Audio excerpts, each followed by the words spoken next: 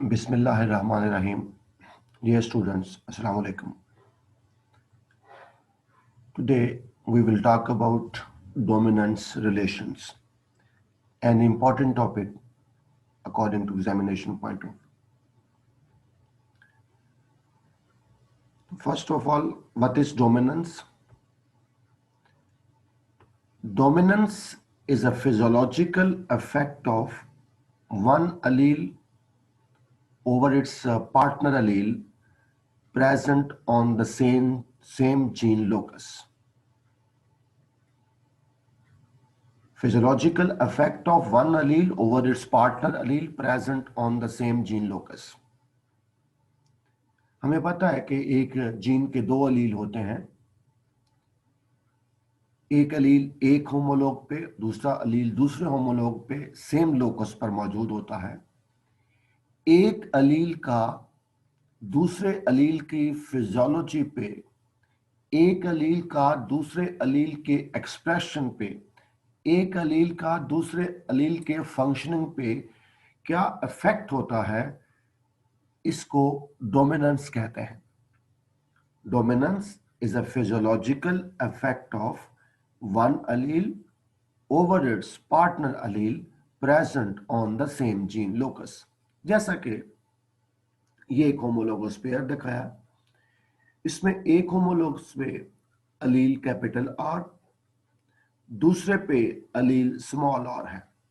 ये capital R और small are एक दूसरे के अलील हैं, एक ही लोकस पे मौजूद है. इस कैपिटल आर का स्मॉल आर के ऊपर या स्मॉल आर का कैपिटल आर की फिजियोलॉजी पे, उसकी फंक्शनिंग पे क्या इफेक्ट होगा, इसको डोमिनेंस कहेंगे. याद रखें, डोमिनेंस को डोमिनेंट पे कंफ्यूज नहीं करना. डोमिनेंस रिलेशनशिप है, जबकि डोमिनेंट ये एक अलील का दूसरे अलील के ऊपर जो इफेक्ट होता है उसको कहते हैं. Dominance is a physiological effect of one allele over its partner allele present on the same gene locus. There are four such type of relationship. Number one, complete dominance. Number two, incomplete dominance. Number three, codominance. और number 3 over dominance. इनमें पहले दो की बात करेंगे आज. सबसे पहले कंप्लीट डोमिनेंस.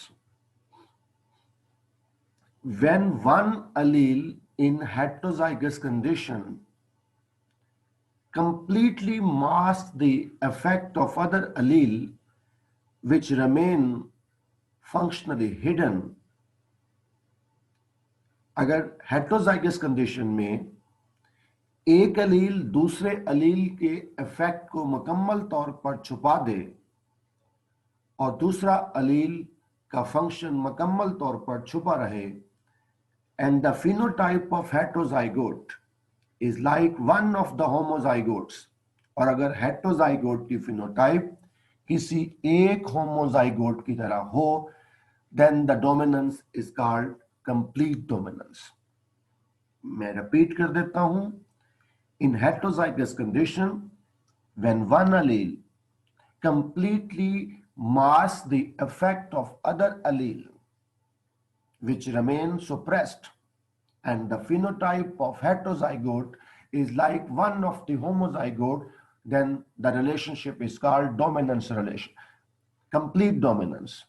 अगर एक अलील दूसरे अलील के इफेक्ट को मुकम्मल तौर पर छुपा दे, हेटेरोजाइगस कंडीशन में बात करें, अगर हेटेरोजाइगस कंडीशन में एक अलील दूसरे अलील के इफेक्ट को मुकम्मल तौर पर छुपा दे, मास्क कर दे, और जो हेटेरोजाइगोट होता है उसकी फिनोटाइप किसी एक होमोजाइगोट की तरह हो, तो इस किस्म के डोमिनेंस रिलेशनशिप को कंप्लीट डोमिनेंस कहते हैं.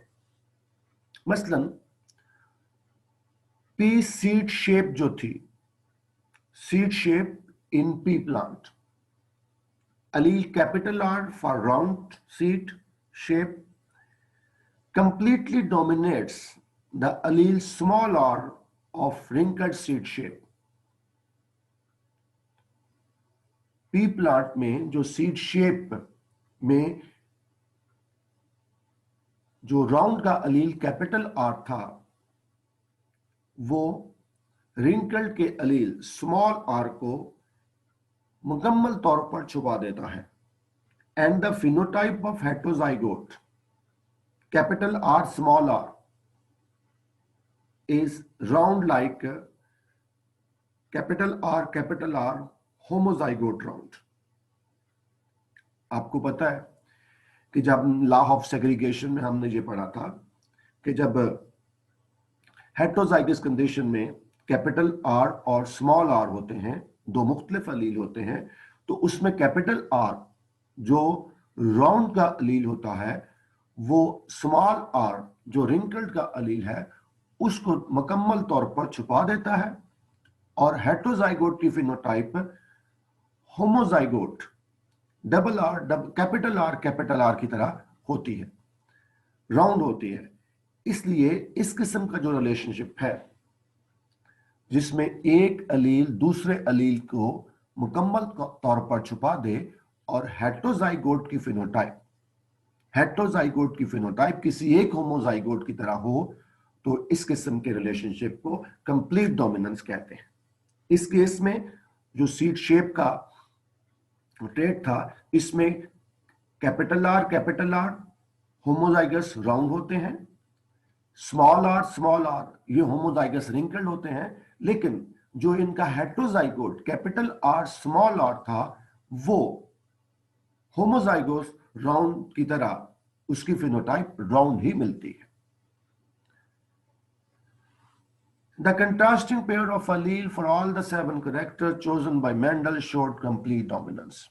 मेंडल ने जितने भी 7 के 7 कैरेक्टर स्टडी किए थे, उनके अलील पेयर में कंप्लीट डोमिनेंस शो की थी. इसलिए मेंडल ने यह कहा था कि हेटेरोजाइगस कंडीशन में एक अलील अपने आप को जाहिर करता है और दूसरा अलील मुकम्मल तौर पर छुपा रहता है. तो वहां मेंडल ने सिर्फ कंप्लीट डोमिनेंस का कॉन्सेप्ट दिया था. लेकिन after Mendel further breeding experiments were carried out on different plants and animals.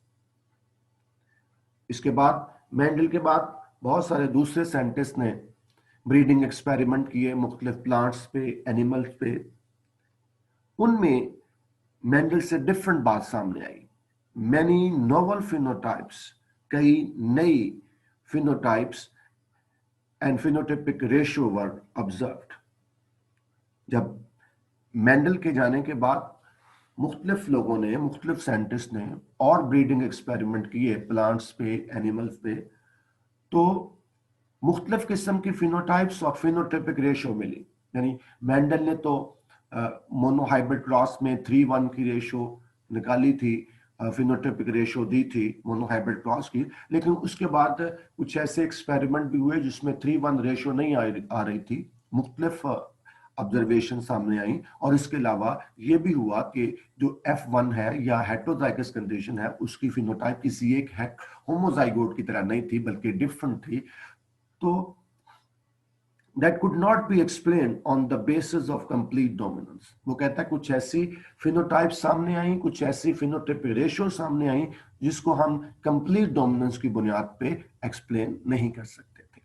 तो ये कंप्लीट डोमिनेंस है जिसमें हमने ये पढ़ा कि जब एक अलील दूसरे अलील के इफेक्ट को मुकम्मल तौर पर छुपा दे और हेटेरोजाइगोट की फिनोटाइप किसी एक होमोजाइगोट की तरह हो, तो इसको कंप्लीट डोमिनेंस कहते हैं. देन दूसरी टाइप है incomplete dominance. When in heterozygous condition neither of the two allele shows complete dominance. अगर हेटेरोजाइगस कंडीशन में दोनों में से कोई भी अलील मुकम्मल तौर पर डोमिनेंट ना हो, and the phenotype of heterozygote is intermediate between the phenotype of two homozygote, और heterozygote की phenotype दोनों homozygote के दरमियान में हो, तो this is called incomplete dominance या partial dominance. अगर हेटेरोजाइगस कंडीशन में दोनों में से कोई भी अलील मुकम्मल तौर पर अपने आप को जाहिर ना करे और हेटेरोजाइगोट की फिनोटाइप किसी एक होमोजाइगोट की बजाय दोनों होमोजाइगोट के दरमियान में हो, intermediate between the phenotype of two homozygote, then this is called incomplete dominance. इसमें हम एग्जाम्पल देखते हैं। 1899 में Karl कोरन्स was working on flowering plant, Japanese 4 o'clock plant। हमारी बुक वाले ने 4 o'clock plant लिखा। मायराबुलस जलापा, मायराबुलस जलापा इसका पूरा नाम होता है। उसने इसके ऊपर काम किया कार्ल कोरन्स ने। He cross fertilized true breeding red flowered plants with a true breeding white flowered 4 o'clock plant। Japanese 4 o'clock plant में दो वेराइटीज हैं। एक के प्लांट के फ्लावर जो हैं वो रेड कलर के हैं, दूसरी वैरायटी के जो फ्लावर्स हैं वो व्हाइट कलर के हैं। कोरन्स ने true breeding red flower plant लिए और उनकी क्रॉस फर्टिलाइजेशन करवा दी with true breeding white flower plants. All the F1 hybrids had pink flower। F1 में जो ऑफस्प्रिंग प्रोड्यूस हुए वो ना तो रेड थे ना व्हाइट थे, जिस तरह से मेंडल ने सजेस्ट किया था। उन सबकी फिनोटाइप पिंक थी। This new phenotype had a shade intermediate between those the parents due to intermediate amount of pigment in their petals। ये जो नई फिनोटाइप प्रोड्यूस हुई, ये नई फिनोटाइप का जो शेड था वो दोनों पेरेंट्स यानी रेड और व्हाइट के दरमियान में था, क्योंकि इनमें इनके पेटल्स में पिगमेंट जो है उसकी अमाउंट इंटरमीडिएट थी between red and the white. तो काम की चीज ये है कि Carl Correns cross fertilize true breeding red flower plants with the true breeding white flower plants, and in F1 all the monohybrids have pink flower। When Coron self-fertilized F1 pink, जब F1 pink की self fertilisation करवाई, monohybrid cross करवाया, in F2 all three phenotypes appear in 1:1 ratio, 1 red, 2 pink and 1 white। जैसा कि मैं बता रहा हूं कि फर्स्ट पेरेंटल जनरेशन P1 में ट्रू ब्रीडिंग रेड फ्लावर की क्रॉस फर्टिलाइजेशन करवाई, ट्रू ब्रीडिंग व्हाइट फ्लावर के पास। F1 में जो मोनोहाइब्रिड थे वो सारे के सारे पिंक फ्लावर वाले प्रोड्यूस हुए। जब F1 मोनोहाइब्रिड की सेल्फ फर्टिलाइजेशन हुई तो रेड फ्लावर प्लांट भी प्रोड्यूस हुए, पिंक फ्लावर प्लांट भी प्रोड्यूस हुए, व्हाइट फ्लावर प्लांट भी प्रोड्यूस हुए, और इनके दरमियान 1:2:1 थी। ये इस एक्सपेरिमेंट का रिजल्ट था। अब ये रिजल्ट मेंडल से मुख्तलिफ है। आपको पता है मेंडल के केस में जो F1 था वो कोई उसकी फिनोटाइप किसी एक पेरेंट जैसी होनी थी, P1 प्लांट जैसी। जैसे ये वाले जो पिंक हैं, मेंडल के एक्सपेरिमेंट को अगर हम ये फॉलो कर रहा होता तो ये या तो रेड होते या व्हाइट होते, और F2 में रेड और व्हाइट के दरमियान 3:1 की रेशियो आती, लेकिन ऐसा नहीं हुआ। इन रिजल्ट को कोरन्स किस तरह से एक्सप्लेन कर रहा है? वो कहते हैं कि ये रिजल्ट इसलिए आए कि red was homozygous for red allele and white was homozygous for white allele. जो होमोजाइगस हैं, रेड एलील के लिए जो होमोजाइगस है उनकी फिनोटाइप रेड आई, और जो वाइट अलील के होमोजाइगस थे उनकी फिनोटाइप वाइट है, but when allele for red and white allele were present together in the same plant, जब रेड और वाइट के अलील एक ही प्लांट में इकट्ठे आए, neither of them mask the effect of other, किसी ने दूसरे के इफेक्ट को मास्क नहीं किया, छुपाया नहीं, rather these alleles showed incomplete dominance in the form of pink color. दोनों अलील ने थोड़ा थोड़ा अपने आप को जाहिर किया और पिंक कलर जो बन गया। यानी ऊपर वाले एक्सपेरिमेंट की इंटरप्रिटेशन ये है कि होमोजाइगस जो रेड अलील के लिए होमोजाइगस हैं वो रेड, वाइट अलील के होमोजाइगस वाइट, लेकिन जब किसी प्लांट में रेड और वाइट दोनों का अलील मौजूद है, यानी जो हेटेरोजाइगस प्लांट है उनमें किसी भी अलील ने अपने आप को मुकम्मल तौर पर जाहिर ना किया और intermediate phenotype pink colour produce हुआ। अगर हम इसको ग्राफिकल फॉर्म में शो करें, as there is no truly dominant allele, the usual capital and small letter distinction for dominant and recessive trait is not necessary. पीछे जब हम मेंडल्स के एक्सपेरिमेंट पढ़ रहे थे, मेंडल्स के लॉ पढ़े थे, वहां हम डोमिनेंट अलील को कैपिटल लेटर से शो करते थे और रिसेसिव अलील को स्मॉल लेटर से शो करते थे, क्योंकि यहां किसी भी अलील ने अपने आप को मुकम्मल तौर पर जाहिर नहीं किया, इसलिए यहां जो रवायती कैपिटल लेटर और स्मॉल लेटर डोमिनेंट और रिसेसिव में तमीज करने के लिए जो इस्तेमाल करना जरूरी नहीं है। Both the alleles are represented by the same letter capital R. दोनों यानी रेड को और वाइट, रेड और वाइट ने दोनों ने अपने आप को मुकम्मल तौर पर जाहिर नहीं किया, दोनों को हम सेम लेटर कैपिटल आर से जाहिर कर देते हैं, लेकिन but a number differently to distinguish white from red. Red को व्हाइट से, रेड के अलील को व्हाइट के अलील से डिफरेंट करने के लिए हम उनके नंबर मुख्तलिफ करते हैं, उनके सबस्क्रिप्ट मुख्तलिफ कर देते हैं। जैसा कि allele for red is designated as R1 and allele for white as R2। तो देखते हैं, अगर हम रेड को R1 से जाहिर करें और व्हाइट को R2 से जाहिर करें, तो जो अबव एक्सपेरिमेंट्स हैं उनकी एक्सप्लेनेशन यूं होगी। P1 true breeding red flower थे और उनकी क्रॉस फर्टिलाइजेशन हुई थी true breeding white flower plant के साथ। अब true breeding red flower plant को की जीनोटाइप होगी capital R1 R1, capital R1 capital R1।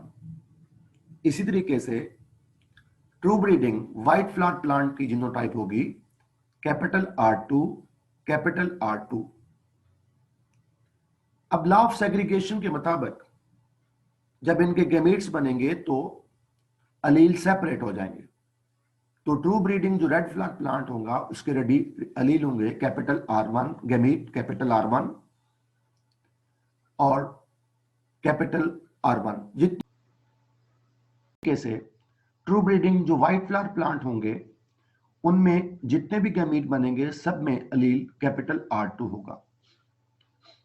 इस तरह से जब फर्टिलाइजेशन होगी तो रेड फ्लावर से कैपिटल R1 गैमीट आएगा, व्हाइट फ्लावर से कैपिटल R2 गैमीट आएगा, और जब ये फ्यूज करेंगे तो जो जाइगोट बनेगा F1 में R1 R2। और इनमें से जो R1 R2 जब दोनों अलील एक ही प्लांट में थे तो किसी ने भी अपने आप को मुकम्मल तौर पर जाहिर नहीं किया, इसलिए इन तमाम प्लांट्स की जो फ्लावर की शेड थी वो पिंक आई। ये सारे ऑल पिंक थे जो मोनोहाइब्रिड थे। देन स्टेप 2 में F1 की सेल्फ फर्टिलाइजेशन F1 के साथ करवाई।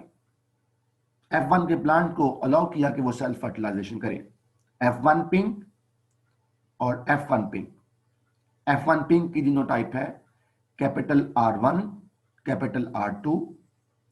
जारी बात है इधर भी कैपिटल R1 कैपिटल R2 होगी। अगेन ये वाले जो प्लांट होंगे ये गैमेट्स बनाएंगे। कैपिटल R1 कैपिटल R2 इस पिंक के गैमेट होंगे, यानी गैमेट जब बनेंगे तो अलील सेपरेट हो जाएंगे। तो 50% गैमेट वो होंगे जिनमें कैपिटल R1 होगा और 50% गैमेट वो होंगे जिसमें कैपिटल R2 होगा। इसी तरीके से इस तरफ भी 50% गैमेट कैपिटल R1 वाले और 50% गैमेट कैपिटल R2 वाले। अब पुनः स्क्वायर बनाने के लिए एक किस्म के गैमेट को यूं ऊपर रख लेते हैं और दूसरे किस्म के गैमेट को इस तरह से नीचे। पहले इस गैमेट जो कैपिटल R1 वाला गैमेट है इसको इन दोनों के साथ फ्यूज करके यहां लिख देंगे। कैपिटल R1 ये वाला, ये रेड होगा। फिर इसको इसके साथ फ्यूज करवाएंगे। कैपिटल R1 कैपिटल R2 ये पिंक है। फिर इनको जो कैपिटल R2 वाला गैमेट है इसको इसके साथ मिलाया R1 R2। फिर इसको जो R2 वाला इसको इस R2 के साथ R2 व्हाइट। तो R1 रेड इस तरह का एक है होमोजाइगस रेड। R1 R2 ये हेटेरोजाइगस हैं, ये दो हैं पिंक। इस तरह से R2 इस तरह का एक है व्हाइट। तो फिनोटाइपिक रेशियो जो है वो है 1:2:1, यानी 1 रेड 2 पिंक और 1 व्हाइट। और जीनोटाइपिक रेशियो भी, यानी होमोजाइगस रेड हेटेरोजाइगस पिंक और होमोजाइगस व्हाइट, जीनोटाइपिक रेशियो भी 1:2:1 है। यहां टेस्ट क्रॉस करवाने की जरूरत नहीं है क्योंकि टेस्ट क्रॉस जो है वो जो हेटेरोजाइगस होता है, जो डोमिनेंट पेरेंट, जहां फिनोटाइपिक रेशियो और जीनोटाइपिक रेशियो जो है वो सेम है, इसलिए टेस्ट क्रॉस करवाने की जरूरत नहीं है क्योंकि जो हेटेरोजाइगस है वो जो पिंक है वो हेटेरोजाइगस है। देन क्या आखिर में हमारी बुक पर लिखता है कि do these result make Mendel's principle invalid, कि F1 में पिंक पर डोज हो गए हैं, क्या इससे मेंडल के रिजल्ट मुख्तलिफ हो गए? मेंडल के रिजल्ट इनवैलिड हो गए हैं। मेंडल ने कहा था कि दोनों अलील हेटेरोजाइगस कंडीशन में दोनों अलील इकट्ठे रहते हैं, वो उनकी ब्लेंडिंग नहीं होती, उनकी मिक्सिंग नहीं होती। अगरचे एक जार होता है दूसरा जार नहीं होता, लेकिन वो आपस में मिक्स नहीं होते। यहां F1 में जब पिंक पर डोज हुआ तो लगा कि ब्लेंडिंग हो गई है, मिक्सिंग हो गई है। The flower color does show blending at the phenotype level in F1. F1 में फ्लावर कलर में ब्लेंडिंग शो हुई, which is quite contrary to what Mendel observed, जो मेंडल के रिजल्ट के बिल्कुल उलट था। लेकिन reappearance of red and white flower in F2 में रेड और व्हाइट फ्लावर दोबारा फिर जाहिर हो गए। इससे शो होता है कि that blending does not occur at genetic level, genes के लेवल पे ब्लेंडिंग नहीं हुई थी, सिर्फ फिनोटाइपिक लेवल पे ब्लेंडिंग हुई थी। इसलिए मेंडल के रिजल्ट्स वैलिड नहीं है। हां, अलबत्ता यह हुआ है कि एक अलील मुकम्मल तौर पर दूसरे के ऊपर डोमिनेंट नहीं हुआ। यहां दोनों अलील ने अपने आप को मुकम्मल तौर पर दूसरे के ऊपर डोमिनेंट नहीं किया और इसलिए इंटरमीडिएट फिनोटाइप आई है। तो दिस इज इनकम्प्लीट डोमिनेंस। तो बॉटम लाइन ये है कि अगर हेटेरोजाइगस कंडीशन में एक अलील मुकम्मल तौर पर ज़ाहिर हो जाए और दूसरा छुपा रहे और हेटेरोजाइगोट की फिनोटाइप किसी एक होमोजाइगोट की तरह हो तो ये कंप्लीट डोमिनेंस होती है। और अगर हेटेरोजाइगस कंडीशन में दोनों अलील अपने आप को मुकम्मल तौर पर ज़ाहिर ना करें और हेटेरोजाइगोट की फिनोटाइप दोनों होमोजाइगोट के दरमियान में हो तो ये इनकम्प्लीट डोमिनेंस है। आज के लिए इतना ही। Thank you very much.